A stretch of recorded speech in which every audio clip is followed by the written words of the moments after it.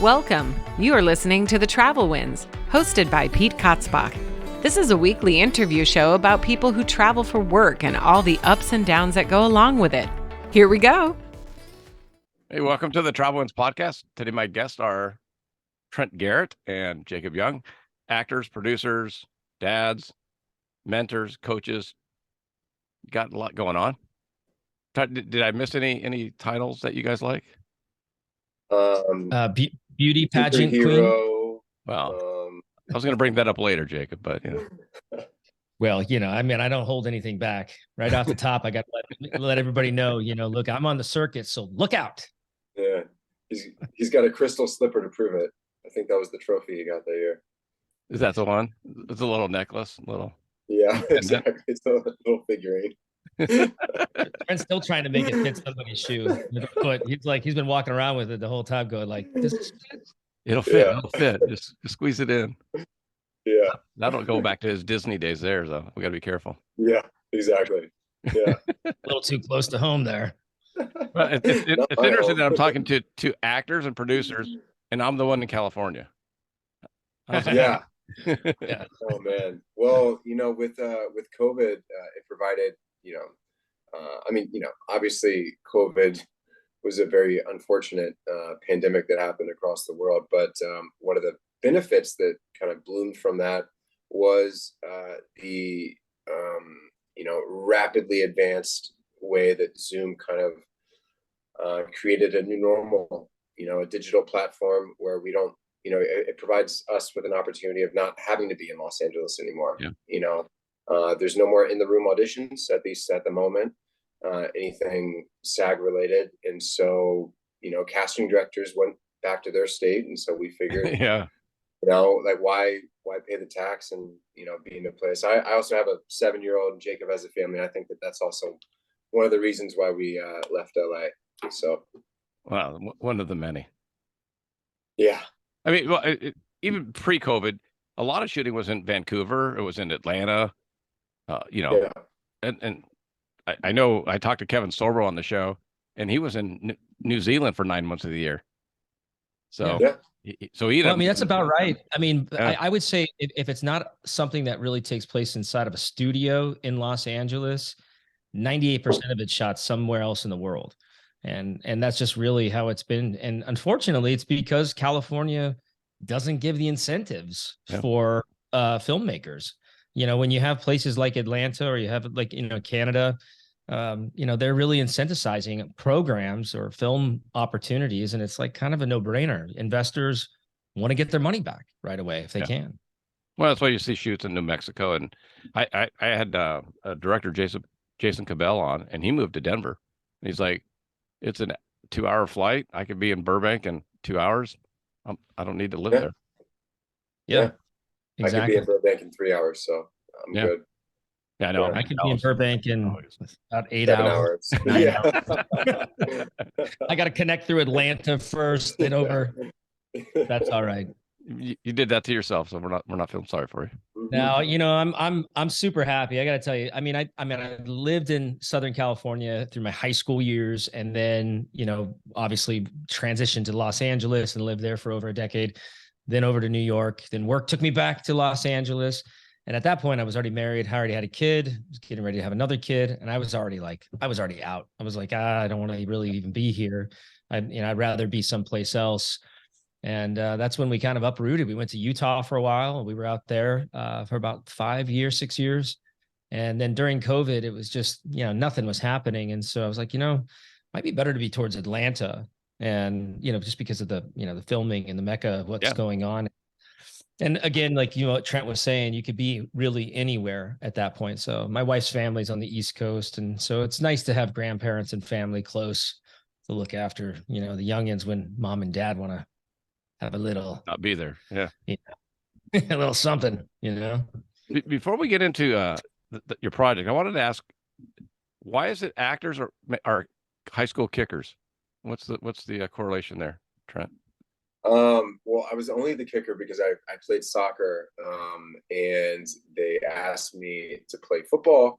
I never did that before. And then I actually really liked D-end, but they didn't want me to get injured, so they would never let me play. Do you know who else?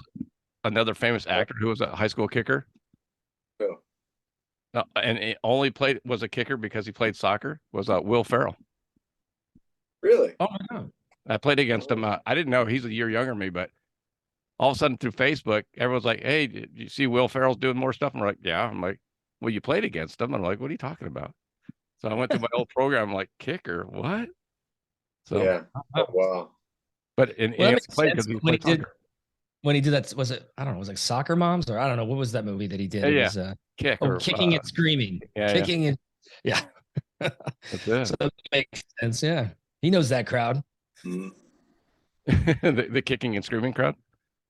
Well, the mom soccer crowd. Yeah. Both of my daughters are in soccer, and my wife, she volunteered to be a soccer. First was like just to be the soccer mom to help out, like the official soccer mom, and then she's like, what, I think I'm going to coach this year. And I was like, well, that's on you. Good luck with that. She did great, but she also decided like I don't know, she must have like had a feather in her hat or something about it. And she was like, well, I'm going to go ahead and I'm going to coach basketball.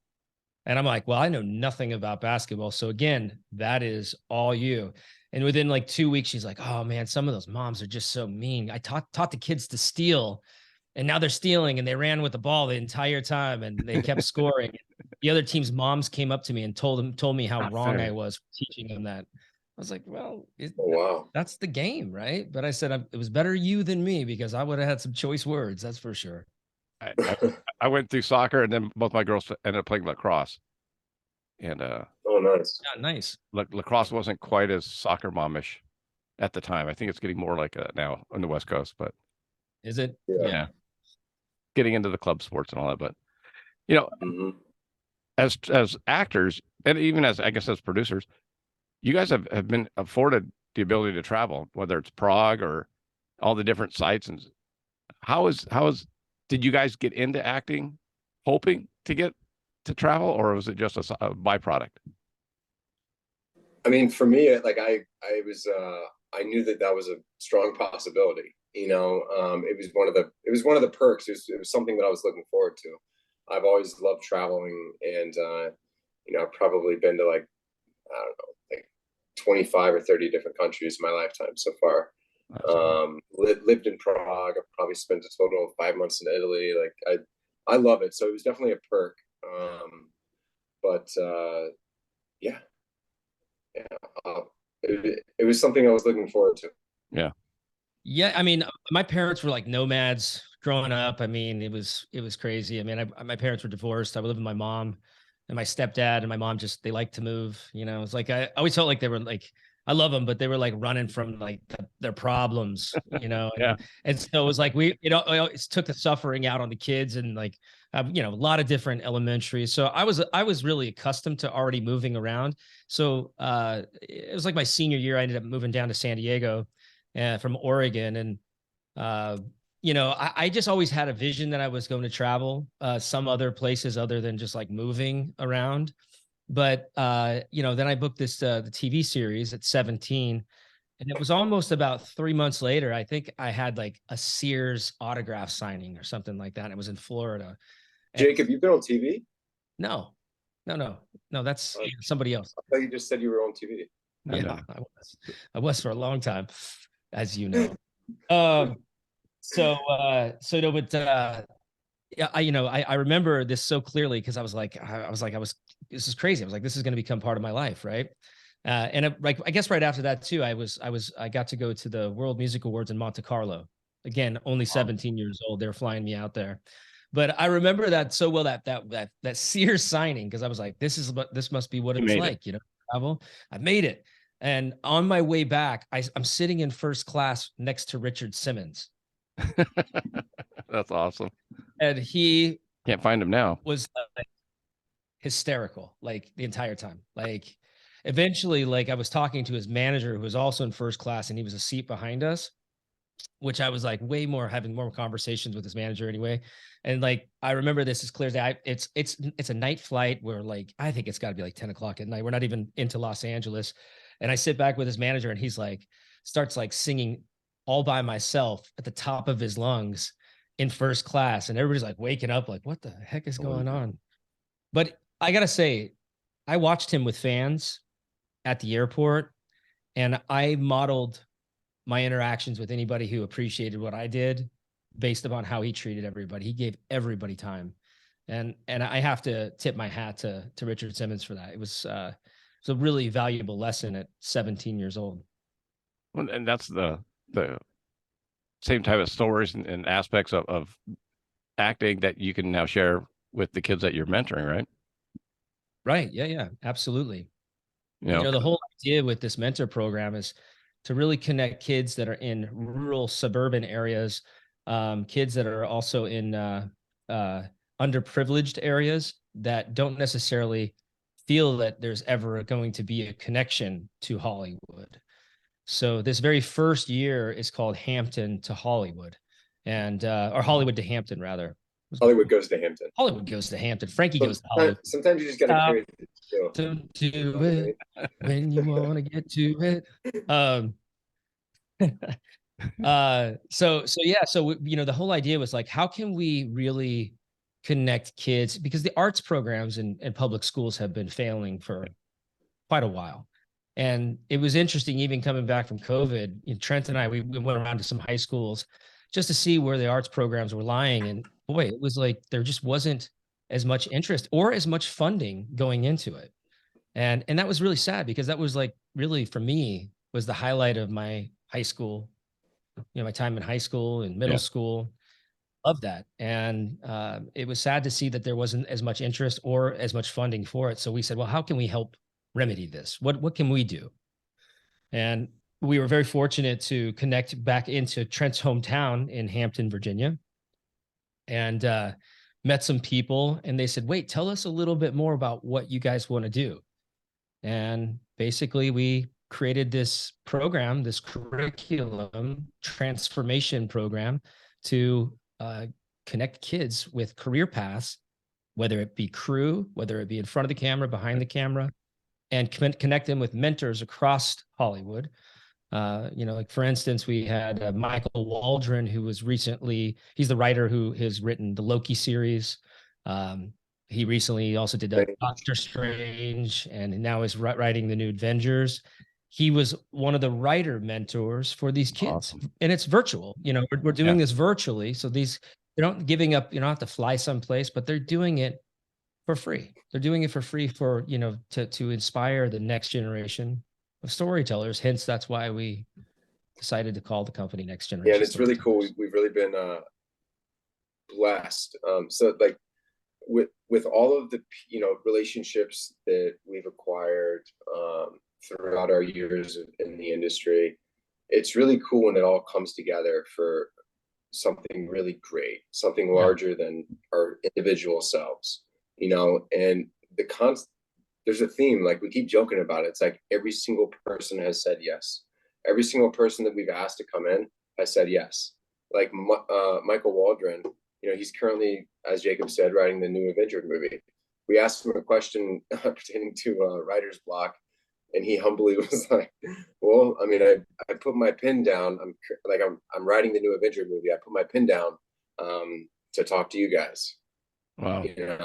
And and sometimes that helps, just walking away, going for a walk, and but it's just, we've been very, very blessed and do not take anything for granted. It's there's always a dialogue associated with Hollywood, and people that are superficial and just conniving and manipulative and taking advantage of other positions that they have. But you know what? Not everyone's bad. And there's some really amazing people. And Jacob and I, we both totally believe in the law of attraction. And we've really attracted some really beautiful people inside and out, and have been very blessed in that capacity.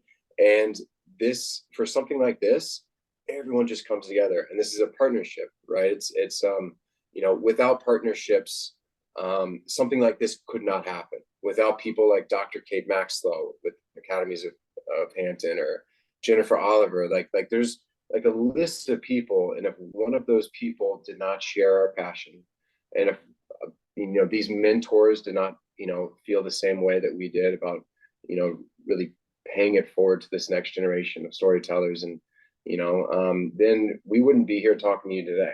It's not something that we've created. It's something that, we have, in a giant collaboration, have, created together through partnerships. I think it's amazing because, I mean, go ahead, Jacob. Well, I was just saying, even like the Virginia Film Commission, they believe in this, what we're doing. And they're even offering, a cash prize for the kids that are going to be participating in our festival. And then the winner gets to go onto the Charlottesville Film Festival and compete on a national level, even outside their region. So it's just really been it's been a collective collaboration, like Trent was saying, but also it's just been what is it really worth? This is what I have to say to myself all the time. What is everything that I've done that's, that I've been able to achieve in my life if I'm not able to share and give it back to somebody else? I've had an extraordinary life, and it happened all when I was pretty young, thank God. And I've been able to come out the other side. Thank God for that too. But also now I can say, here's my relationships that I've created. I'm going to pass these on to you, and you guys can take it and excel with it, or, you can leave it. But at least being able to present that idea and that opportunity to another, some youth, it makes me really happy. It seems cool because I don't know how many kids, especially not around the Hollywood area, know just how many people are involved with making a movie. We only see the actor, and then, I mean, my next door neighbor is a paramedic on sets, so he's going around doing all that.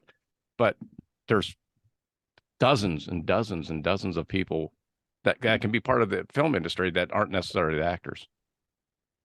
Well, that's exactly what this program. Am I taking the words out of your mouth, Trent? Go ahead. One word, I'll say one word. I think we could do it. I think, we just do the exercise back and forth. Go ahead. You take it away. No. After you.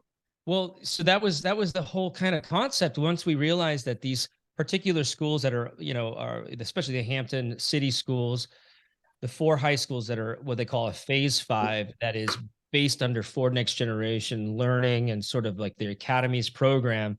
What they have are vocational pathways, and it starts in middle school. So these kids actually start to make career choices about what they want before they go into their freshman year, whether it's culinary. And you can switch, you can pivot, but it's leading them, to believe that it's not just school. It's not just about trying to get into college. Yeah, that's an amazing goal, and that could really help you, but it's not the only pathway to success. It's, so it's getting these kids at a younger age, thinking about their future and thinking about, their role in society and how they could benefit, from pathways that are created by the academies of Hampton and the academies of that.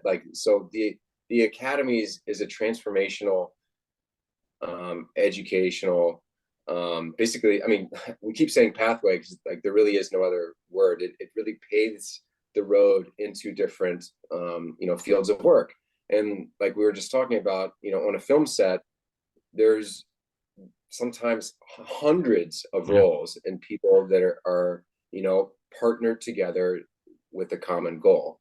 And so the Academies of Hampton has a food and hospitality academy, right? There's an actual restaurant in one of the high schools. You know what I mean? So there you go. Food trucks. Everyone needs catering on a film sets. Craft services. Exactly. There's a transportation academy. Guess what? Logistics, planning, poster signs, directing us to the set. There's graphic design. Yeah, a graphic design academy that's going to be doing all 4 movie posters for Phoebus, Bethel, Kickingham, and Hampton High. A law academy working on contracts. Business academy. It's nursing, which being a paramedic on set. Yeah. So being a paramedic. So we pieced those. I was like, well, okay, hold the phone. If they're doing all of these things, well, all those are job requirements that are needed on a film set. And if I'm hearing this right, you're trying to create a pathway. If they decide to go to secondary school or not, at least they have a career idea. Yeah. Well, every job on a film set is union based. So it's like, well, you join a union, you start getting your There's health insurance, you start paying into your retirement. How has this not been taught in schools? Yeah. I know they're heavily focused on theater, and I'm a theater guy. I mean, I was in New York. I worked on Broadway. Fantastic. I love the theater. But all my friends that are on Broadway are trying to make their rent in New York. They don't pay very well. So it's good to have a full scale, and these TV film programs should be a part of the arts programs. And I think honestly is what's truly going to reinvigorate high school arts programs across the country, maybe across the world, if we can develop this curriculum that makes sense to create career opportunities for kids right out of high school. That's and then there's there's we've also we're kind of flying by the seat of our pants right now, because we're groundbreaking a concept, so everything that we're doing right now is getting documented and written, so that when we go to Nashville, when we go to Kentucky, it's like we can do this all across the nation and internationally in the academies. They have a couple academies in the UK, and it'll all come back to Hampton. The finalists of every single one of their local festivals, I gotcha. The finalists will come back to Hampton. And, there's not a ton of work at the moment in Virginia in the film industry. And so, one of the questions would be, so how can we help? Right. So, through the efforts of one of our partners, Trey Tucker, he is building something that basically is going to be a forum that connects the mentor to the student, to the mentee. Yeah. Mentee is that the word? I'm not sure. Manatee, it is now. Manatee, yeah. But so that relationship, like, we're all about long-lasting relationships. We don't want to come in, drop in, and then you're on your own. If one of the people in our program, one of the kids wants to really take sound mixing really seriously, guess what? We have an umbrella of people that have, so we're trying to stay connected and keep these bridges open to these kids that are going to be filtering in and out of our program, to give them opportunity outside of Virginia. And then also one of our big goals is to really expand the film and TV industry in Virginia. It's a really beautiful place. It's very unique in the U.S. Right now we've basically been gifted all 4 filming locations in Fort Monroe, which has a very long history. And it's we tell them a little bit about the film pre and post production. Yeah. So, Fort Monroe, first of all, historically was the first fort where, unfortunately, slaves landed and became the very first place for slaves to have a sanctuary in America. Oh, wow. So it has a very long, brutal history, but also a very validating history that was full circle. But Fort Monroe is now a decommissioned military base that has been there for a long time. It's very cool. If you see it from an aerial, it's basically a star with a moat around it, and all these crazy old bunkers and barracks and housing, and people live on the actual island there. So Fort Monroe has come on as a partner. It has donated locations, including like the general's house that's there for a location that's for one of the films. And then we have one that's called The Fog, and it's very eerie because we're not only do we have 2-time Emmy award-winning director of photography Roy Wagner, he did Nightmare on Elm Street. He's done like 22 episodes of Elementary and 20 episodes of Burn Notice, and did the pilot episodes of many other series. The guy's considered one of the top 100 DPs in all of the world still, and is on committees across the board. And he's just a dear friend. So he's stepping in. So we know it's going to look creepy. We know the location is creepy, but ultimately there's still a lot of abandoned buildings that are there. And we're in talks with Fort Monroe and the people in power there, along with the Virginia Film Commission.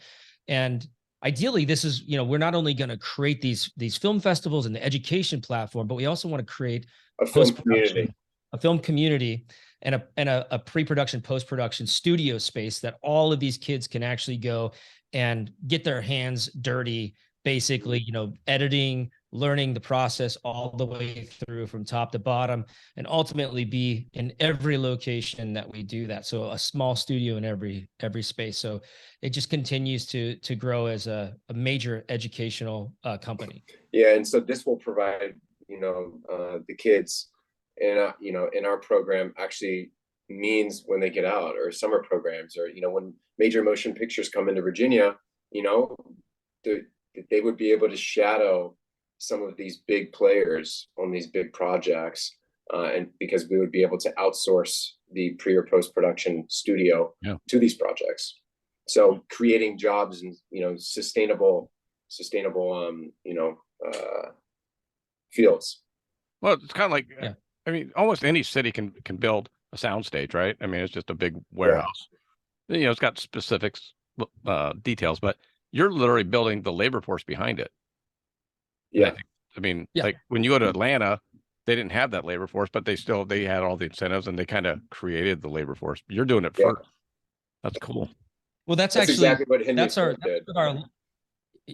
And that's sort of our long-term plan is eventually, the next generation studios will be creating original content, TV shows, potentially films. And guess what? We have our workforce already in place, and we're hiring the graduates of our program. I mean, that's huge. Because I mean, I don't know if people understand. Like, I was at the Raleigh Studios in Manhattan Beach, and I'm at the CSI Miami. I did my first guest star ever there for 90210. There you go. But well, yeah, I mean, people always, because Torrance High was the high school they used for 90210, which is just down the street from me. And everyone's like, no, it's in Beverly Hills. And I'm like, no, there's no West Beverly. Beverly Hills High does not look like that. It's Torrance. So I lived in Redondo Beach for many years. That's right. That's what you said. Yeah. South Bay. Yeah. Just right up there, not far off of, PCH, and, just up from the taco place, Wee Man's. I know he was on your podcast recently. Yeah. I met him there first. Yeah. That's where I met him. Like, hey, we need tacos. And now he had a place in Long Beach, and then now he's just being an endorsement behind the brand. Yeah. No, I mean, as it should be, as it's been growing, but no, great tacos, man. Great burritos. I went, I mean, I think it was one morning, it was Sunday. I was like deliriously drunk from going to some concert, some local, place, and walked in there, and he's there, and he was like, "Hey, what's up, man?" I'm like, I just want some burritos. He's like, "We can hook you up, man." I was like, "This is cool. All right." It was like when I first moved to Redondo, so became a favorite. Yeah, and the Walgreens didn't like the crowd, so now it's a coffee shop. Didn't like the crowd there. Oh, they changed it, huh? Yeah, it's a coffee shop. So does Walgreens own that property? Well, whoever owned that didn't like the skateboard kids. So that's kind of the high school kids that were all hanging out. I mean, it's a beach Wee Man was there. Yeah, well, it's a beach community. I mean, skateboarding goes hand in hand. Surfing, skating. Yeah. Well, Jason went to North Torrance High, so I mean, he grew up in the Bay Area and the Strand and all that. But the Strand. Yeah.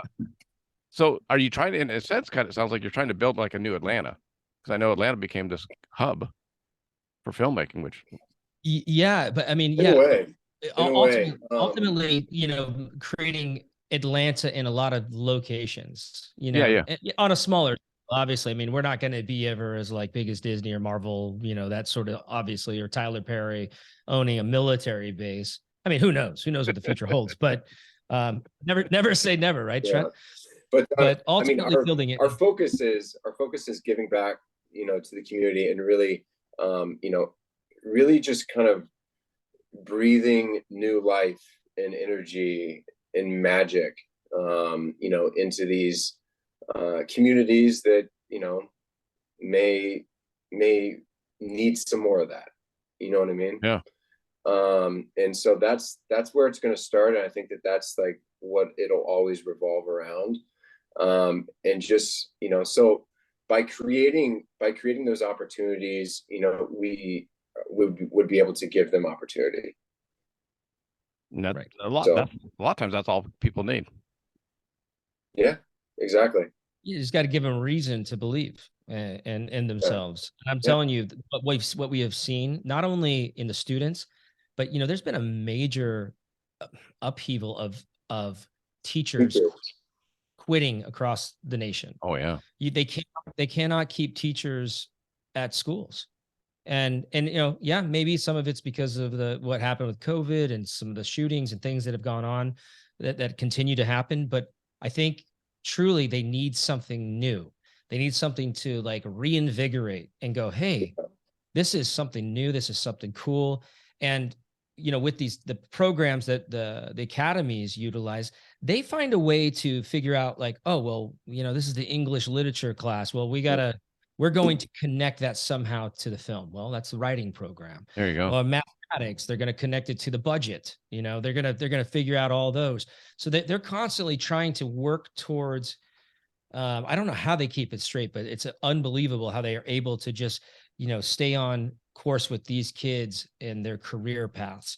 And so if this is something that reinvigorates education and reinvigorates and gets teachers sticking around, I say we need to have it in every high school across America. But then you start thinking like shop class, right? They could start being your carpenters. Carpenters, building the sets. Well, they actually have a carpentry academy. That's the beautiful thing about the academies. It's they hyper focus, in so many, like a diverse amount of industries. And it's when we were talking first to Jen Oliver, who's basically one of our heads over there.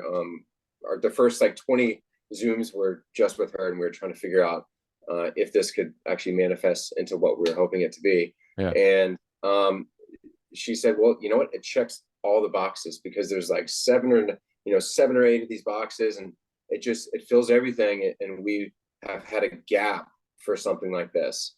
And so we came at like the right time, and it was the supply, or the demand was there that none of us even knew about until we said, hey, this is something that we could offer. And it just perfectly fell into place. Yeah, because you start thinking about all the programs in high school, and you're like, the music program could be the soundtrack people. And so ironically, one of the Bethel High School wants to utilize their band to do the scoring for their film. Yeah. So it's there's hundreds and hundreds and hundreds of positions for 4 different films. Like, we could utilize probably half the high school in some capacity. We need extras, we need production assistants. It's communication departments. It's just it's really incredible. Are you teaching them the most important thing of acting is sitting and waiting? Yeah, hurry up and wait. Yeah, we've been prepping them for that. Yeah. I'm telling them just exactly, when between setups, it's going to be a little bit. But it's funny though. I mean, the last portion of our program too, because we're actors. Yeah. I've seen you on TV. Bring in an LA. Yeah. Trent hasn't apparently. Yeah. No. An LA casting director, Kelly Knox, who is actually, he's casting 2 Woody Allen films right now, and has done tons and tons of really amazing work. He's donating his time for the producer callbacks for the students, because we're casting this with these kids. We're making sure that, we want everything to be the best. Every crew member that is going to be a part of this is applying for the job. They can't just be like, eeny, meeny, miny, mo. They have to fill out an application. And, we're putting them, getting their minds working and putting them to work. Yeah, we're giving them the real Hollywood experience. This isn't like, we're not going there to help them make a movie. Like, we are making 4 Hollywood pictures. We are hiring crew. We are hiring cast. We are hiring directors. We are producing 4 films. We have Hollywood crew to do it.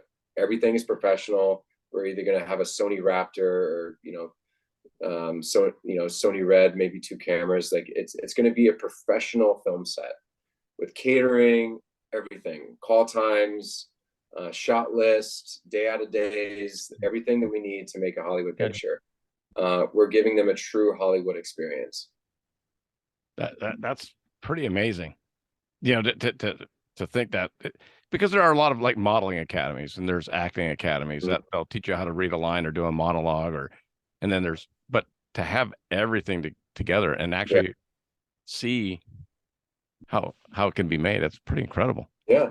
Well, the best way to learn is to just, have it through experience, right? Having mentors, like show up on set and you'll learn, you'll find something that, it'll, just by doing, just action. Like you take action, you throw yourself into the deep end around a group of supportive, loving professionals that all want the same thing.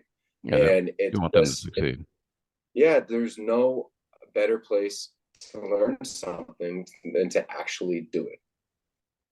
Are the kids like Jacob? I don't know if I know you have a film that you're working on being made, but to see that, have you shown them the like what it really takes for money, backing, sponsorships, advertising, the full kind of behind the scene money end of it? Yeah. So, we've shared line budgets with them. A top sheet obviously is the shortcut to see the large overview of like production units and sort of the one sheet of that. But I've also sent them a 428 line budget where basically breaks down every single little detail, and that, nothing is for free. It all has to cost some sort of money in order to make things happen. So yeah, I think they're pretty blown away when they see things like that and they go, wow, I mean, who does all that work? Who puts all those line budgets together? I'm like, you're looking at them. Yeah. So you guys are all you're PGA too, right? I mean, not just SAG, because you're producers, right? Do you talk to them about the different unions? But I'm not in the PGA yet. Yeah, I produced a pilot and 3 or 4 films. But I'm just. You have the Writers Guild. You have the Carpenters. You have a lot of different unions. It's Records Guild. Yeah. The Handsome Guild. Jacob's in that. Well, I started that guild. He's the only one in it. He's trying to find more members, but it's hard. Yeah, it's tough, and it's really hard to find some people that actually qualify for that guild. There's levels. Yeah, trust me, the benefits are great though if you can get in. Yeah. Well, we wouldn't know, right, Trent? No, we would not. No. Oh, guys, don't make me do a sympathy vote and get you in. Come on. I want to earn it. I don't want to free. Yeah, we got to earn it. Yeah. It'll take some time. Have you talked to them about? I mean, I wonder if the high school kids would be interested. Like you say, hey, we shoot in Prague, we shoot in all these different locations. So if traveling and getting outside of the Hamptons or Nashville or wherever you're doing it, because that could be a big incentive for people. That they could travel. Yeah, I mean, the beautiful thing about, so we really want to focus on local communities. Yeah. So like we don't want to outsource anything, even equipment, like everything that we're doing in Virginia, we want to utilize everything that Virginia has to offer. We're true believers in, partnering with community members to make it happen, just to keep everything in the state. We love Virginia, and we really want to give back in that capacity. The Virginia Film Commission's been very giving of services and, tax rebates for, certain amounts of equipment and stuff. So we really want to honor the local communities that we go into. But with that said, for the final films, when we're in multiple states, the finalists will fly to Hampton, Virginia. So there is a travel aspect in the program. Well, I guess I look at it from like if I was in high school and I was in wood shop and I was learning how to build a set, and I went, man, I want to move to London, but I would have a vocation. I'd have a skill set that I could take with me to London versus just I made a box in wood shop. So I mean, Well, I guarantee you that, through a number of phone calls, that's one of the benefits of having us all together. Yeah. We each have our different, list of friends and relationships in the industry, and the bigger that we get, the more opportunity that we would be able to provide people, so Yeah. if a carpenter, I guarantee you that, between Jacob and I and our nets of people, we would be able to find someone an opportunity in the UK doing that. Right. So, but it's more than just, Yeah. That's why I think it's cool. You're actually Yeah, giving them something. absolutely. No, and travel is part of that career. I mean, I've got friends who are gaffers who are, barely 30 or in their mid 20s, and they're flying to Fiji shooting movies, so they just got to get plugged in. December. So we love it. We love traveling, and we definitely, it's one of the attractive qualities of film and TV industry. For sure. Well, not everybody gets to go to Fiji, but the fact that the opportunity is there is awesome. Yeah. Yeah. I mean, as an actor, I've shot in the Netherlands, Amsterdam, Finland. I shot in South Africa, shot in Monaco. It's a great part of the industry. If you can get yourself plugged in, especially at a young age, you're going to have that much more leg up on the students that are spending $75,000 in college to try to get that. Yeah. You can start earlier. If you want that secondary program and you want that debt, go for it. But if you want to be able to, and that's why I think it really has to be reimagined in the high school realm, is that these are the arts that are making the money, and you really need to have a backup plan for your Broadway career or any other artistic career.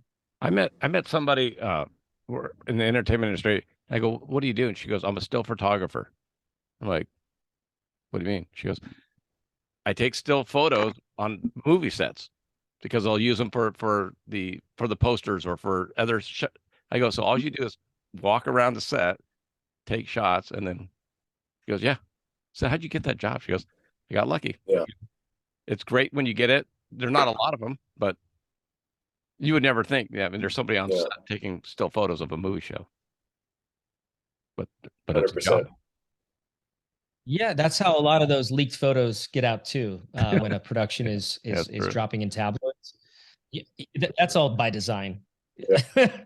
That person there, they're like, "I'll just get one from across the street," and of course, the production owns it.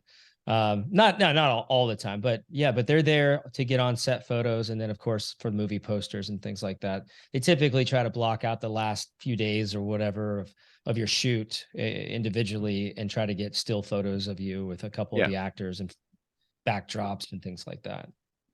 So here's the big question: will the academies have paparazzi as part of the entertainment industry?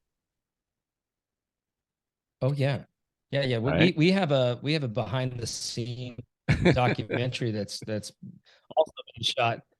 So I don't know how much more we can get paparazzi from a long ways out, but I think, having we're shooting a documentary on this development of this. So it's sure. It's going to be really powerful. I think it's, who knows where that might end up, but it's at least it's a good educational piece from scratch. That is a job, a vocation of the entertainment industry. Right. Oh, for sure. Yeah. Not a very glamorous one, but one nonetheless. And they get paid all right. They're like, I'll give you $50 for that photo. Well, then you have your Getty photo. Exactly that voice. You got your Getty, of course. Yeah, I could tell you, I got a decent paparazzi story, but I won't share it online. It was my daughter. She worked for a very famous person. And she left their house in their car to get it fixed and got followed on the freeway for 20 miles. Oh, wow. That's scary. Yeah. And then because I'm sure the windows were tinted and they thought it was that person, blacked right? out. Yeah. She had paparazzi pop around because this person didn't want to put gas in their car. So she would go down and fill up the car with gas. And paparazzi would pop around the corner and take pictures of her. And she's like, "Oh, wrong person." Like, Jesus Christ. Yeah, for sure. Yeah, no, it's Yeah, it's a crazy business, you know, that they're doing. And, you know, some of it's by design, some of it's not, Sure. you know, obviously people, yeah, if you're a big enough person, they're staking out your house all the time. And I just, you know, that's another reason, like Yeah. you could be you know, living anywhere you'd like other than Los Angeles Yeah. and New York. And most likely you're not going to be hounded by paparazzi. You're right. So that's by choice too. You know, I get totally it. agree. Like if you feel partial living in LA, then great. That's awesome. But you can escape it if you want to. It's by choice. Mhm. And some of it's self-induced. I know that for a fact. Yeah. It's For sure. I mean, don't think for a second that like Coachella's going on right now, that like most of those people that show up to get photos don't have their paparazzi teams, you know, in tow. Yeah. Yeah. Yeah. It's very interesting. And do you get to share some of those stories with the kids? I mean, kind of what it's really like versus what they might imagine it's like. Yeah, Yeah. the kids for sure. They ask, you know, they're kids. They ask those Yeah. questions. They Yeah. ask that things, and they want to know. And so, Yeah. yeah, you know, we Yeah, give it. we're very transparent, you know, with them. It's you know, I mean, I personally have just been very fortunate, and I don't really have any bad traumatizing experience with any of that. It's always just been um I've had a pretty pleasant journey through the entertainment industry, and like I've never been burned. I've been very fortunate to be around really amazing, gracious directors and castmates, and so I don't really have any bad stories to tell. My journey's been uh, very pleasant and just It's good. I've fun. got some cool stories to tell. I got cooler stories. You know, you remember when, like Sean Penn like whipped that paparazzi with that camera? Oh Yeah. He almost did that to me. yeah. Did he? Yeah, no, it was crazy story. I was well, I was probably not quite of legal age. Maybe I was 21 at the time, but I was going around LA and doing the whole nightclubs and on Sunset Boulevard and all that. And I was hanging out with the cast of Boy Meets World, you know, the original. Like we were friends, and they were like, come out, blah blah blah. So we went to one of the places, and we'd been sitting at this table for a while. Wesley Snipes came up. This before he went to jail. I mean, this is how long ago this was. And he's like, "What's up?" And he was super cool, right? And all of a sudden, I get tapped on my back and I couldn't see the person because it was dark and the music was loud. And I turn and I hear, "Give me your chair." And I was like, "What?" And I turn around and it's Sean Penn. He said, "Give me your chair." Oh, wow.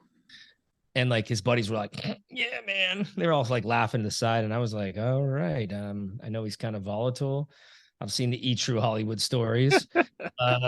You can have my chair, man. I'll stand." So I ended up giving him my chair. But you know, I mean, he wasn't joking. He wasn't playing. Oh, he was being like completely serious. Give me your chair, or Like a complete a-hole. Yeah, yeah. Total. Yeah, like, you know, not nice. But you know, there's lots of stories like that. I mean, you know, Hollywood is crazy, man. I was 18 years old and I was not even supposed to be going to nightclubs, you know, but you know, it's like, you know, you've heard this story over and over again.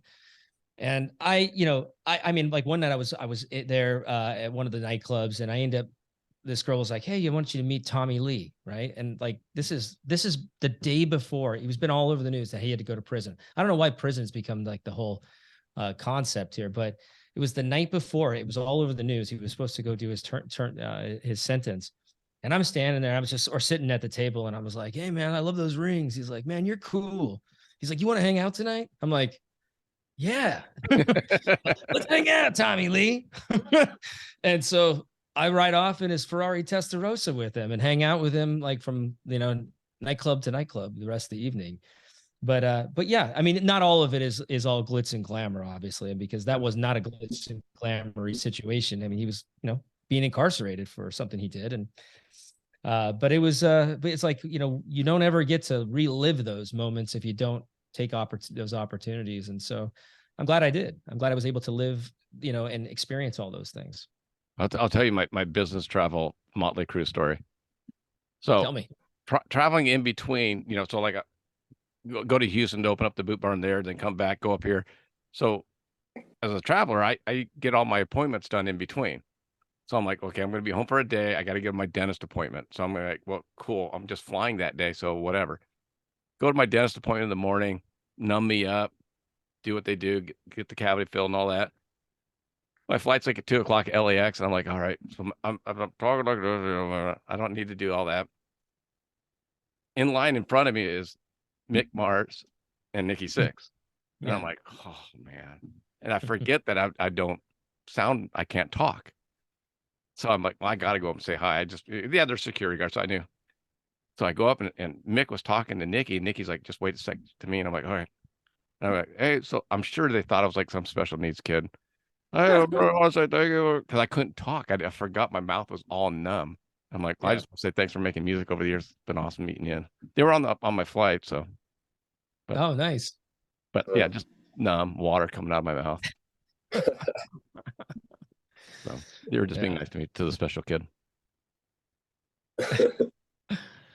Well, that's awesome, man. I always tell people, I mean, you're in the Western industry, you're like, yeah. The one thing I always get asked at road is like, what's it like? Do you meet people? And I go, look, everybody has good days and everybody has bad days.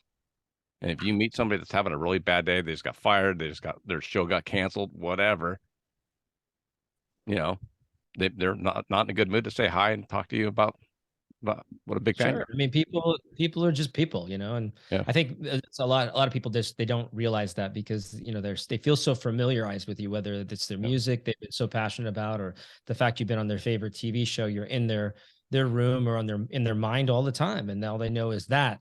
And so there's a bit of a disconnect that happens. And trust me, I mean, I've met plenty of my idols over the years, and I've always had the audacity to walk up to them and say what's up and tell them how much I appreciate them. Not all of them appreciate that. There's been a lot of, but sometimes, like when we were in Virginia. Yeah, go ahead, tell the story. Yeah, you're better. Go ahead. No. So, we had just finally finished. We were there doing some work and obviously some preliminary work for the program, and the hotel we were staying at, we were like, let's go have a beer. Let's go chill out and just decompress and think about everything that we were able to do. And I look out this window and I was like, wait a minute, I know that guy. I know that it's a comedian. That's DL Hewley. And then I was like, shoot, that's Cedric the Entertainer. Trent's like, no, it's not. I'm like, I swear it is. And I said, you know what? I'm going to go introduce myself. And Trent's like, no, don't do that. And I'm like, I said, why not? Let's maybe they're going to be playing, here tonight. Let's go say what's up. So I talked him into it. I told him, I said, I'm only going to do it if you walk with me. And so we walk over there together. I'm like, what's up, Kings of Comedy? These guys looked at us like, they were like, who are these white guys walking up to us all like giving us the lowdown? But next thing you know, we're talking with Cedric. He's like, man, I'll dig your vibe. I like it. He's like, you want to come to the show tonight? I look at Trent. I'm like, you see? Yeah, we're going to the show tonight. We're going to the show. And they rolled out the red carpet. We got to hang out with them in the green room. It was fantastic. And they had the Hampton auditorium sold out. I mean, Hampton Coliseum. That's right. Crazy. Totally sold out. Yeah, it was pretty surreal. So, that's the idea. It's like, look, sometimes if you don't take the opportunity, you'll never know. But you also got to know that many times it's not always going to work out. I mean, I was at Robert De Niro's gala dinner one time. He was getting a Lifetime Achievement Award. Harvey Keitel was there. Christopher Walken. I mean, everybody and anybody who's ever worked with Robert De Niro was there. Al Pacino, Sharon Stone, and Ed Norton, right? Ed Norton had gone up there, said something, and he wasn't too far away from me. He was just kind of within earshot. So I walk over to him after that. I said, man, that was beautifully said. So eloquent. And Ed looks at me and he goes, it just gives me like this, this look of distaste that I said anything to him. And I literally imploded. Like I wasn't right the rest of the evening. I felt so small and horrible. Like I even bothered him.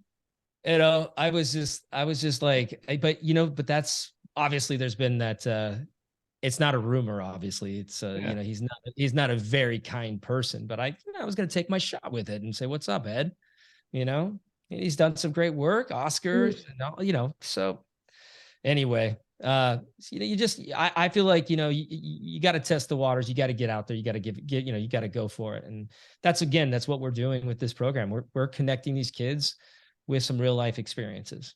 Sure. Yeah. What's the best way? Now, you mentioned Nashville as a potential future site, which I think is prime for that. Do you have other cities, or are you just going to kind of wait and see what comes up? Yeah, I mean, there's 5 different cities in Tennessee. You know, the academies are all over the US, you know, Okay. so so it's you know, and that's just with the academies, you know, but right now we're trying to also create products for any other, you know, school, you know, any private school that wants to implement our program. There's going to be like 4 different tiers. Obviously the top tier is exactly what we're doing, you know, a 30-week virtual crash course. You get to interact and ask questions with our mentors live. You know, we go there and we film everything with the kids. You know, and there's lower tiers to that in different ways that we can work with other schools. But just with the academies, I mean, they're in so many states. It's really going to be incredible once we're able to you know, scale up through that capacity. Are you in the middle of a 30-week now? Yes. Yeah, we're in the 3rd quarter right now. Okay. Yeah. We start shooting June 19th through July 2nd, 3rd. Yeah. July 3rd. Coming up on the 4th quarter. Yeah. Do a lot of those kids understand? Right. Go ahead, Jake. I'm sorry. What? No, we're right in the mix right now. We're well into it. I was just going to ask, do the kids that are in Virginia understand, or do they relate to what an IMDb credit means or could mean for them? Because I heard that they're going to get one. Yeah, so some of them do. Some of them don't. This is going to be very new to, I think, most of them. But when they show up on set and they see the big camera and they see the lights, and it's like, you know, some of these kids haven't been outside of a 10-mile radius. Yeah. You know, so I mean, they call it movie magic for a reason. It really is magical. The creation of a film, there's nothing, you know, stale or mundane about that process. And, you know, that to me, like, they don't really know what they're getting into until they show up on set. Yeah. And until they see themselves on the screen, or just see a project that they helped co-create on the screen. You know, at our festival, it's, you know, we're going to have press coverage. There's going to be interviews. Yeah. There's going to be a red carpet, a step and repeat. You know, people are going to dress up. Like, this is going to be, I cannot wait. And not until that moment will they fully understand what's happening. Yeah. That's when they're going to be like searching the IMDb credits. They're like, look, yeah. I'm on it. Yeah. But they're literally building up a resume, because even they can put that on any job application that they, you know. Exactly. Yeah, exactly. Trent, real quick. Does Jacob bring the Emmy in a box, or does he just walk around with it? Right now, it's in a couple boxes because it's in pieces. Oh, it is. It's a true story. It broke and he just never fixed it. Well, I know. I mean, I've reached out to the Academy, and you know, there's like a $600 charge for it. I mean, I don't know. It's like something about having the original one, but sounds like another song. Eventually, I think I'll get it replayed. It kind of like a Hulk actually. No, it was it's, you know, I don't think I should go into that story, how it got broke, but it wasn't as bad as it seems, but it wasn't like I went through it or anything like that, but it's a story nonetheless. But it broke. It's not together 100%. The old lady's broken, and so it's time to get her fixed. Yeah, the bass is heavy. They're heavy. Yeah. No, people are shocked when they pick it up. They're like, whoa, they thought it was going to be like kind of a light trophy, but that bass has some weight to it. Yeah. That's what I was waiting for. I hit the guy, and, you know, but no, it's a different story. Well, hey, I appreciate the time. What's the best way for my listeners to follow up and see what both of you have, is there a website just for the next generation, or how are you getting that word out? Well, so we actually, the next generation is actually that is going, it's being under development right now. Okay. But anybody can follow us, of course, on Instagram. You know, you can follow me on Jacob W. Young. There is some underscores in there, but if you type in Jacob Young, it's probably going to come up. So, yeah, that's how you can best keep up with kind of what's happening. We do have a next generation IG as well, as another platform, Work with Working Actors, which is also online education for acting too. And we have a whole infrastructure of teachers that are working in the business that are educating actors of all ages. So they can also follow us there, Work with Working Actors, Working Actors class. Yeah. Yeah, but the nextgenerationstorytellers.com is a domain that we have. And like Jacob said, it's under construction, but I think within like the next week to 10 days, there will be something up. So I'm not sure when this will air, but you know, probably by, you know, April, probably by the end of the month, you know, we will have something up. There'll be a landing page that they can funnel some information out of. Yeah, cool. Yeah. Well, keep up the good work. It's Thanks, awesome man. that you're giving back to the kids. It's a phenomenal story. Yeah, no, thank you for having us. So, Yeah, appreciate it, Peter. all right, guys, have a good day, and I'll talk to you guys soon. All right, Right on. sounds good.